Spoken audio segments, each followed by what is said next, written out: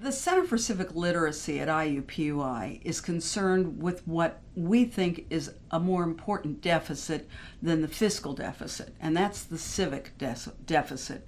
The fact that so many Americans do not know anything about their form of government, about the history of the country, about basic economics, the difference between science and religion, those basic things that people need to know in order to negotiate the 21st century. Our upcoming conference is going to try to connect the dots to show people how important those that basic knowledge is to the conduct of everyday life in a multitude of settings. If you don't know there are 3 branches of government, where do you go to get your zoning problem fixed?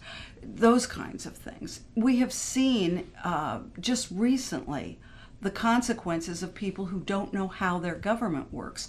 The Congress right now is suing the president over something that the courts have routinely said is not a question for judicial resolution. It's a political question. It gets back to what is the role of the state and what are the things that the various parts of our government, the branches of government, are supposed to be doing or refraining from doing.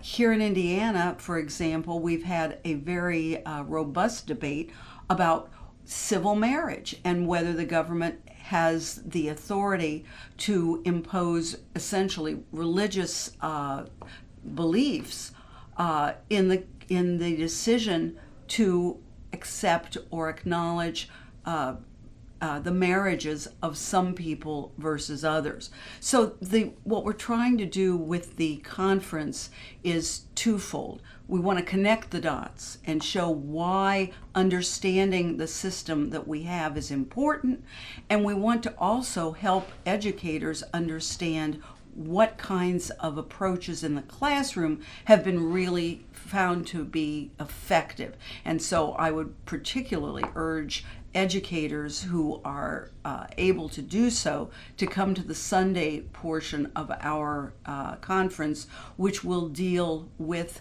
educational issues. How do we effectively educate for civic literacy in the nation's classrooms?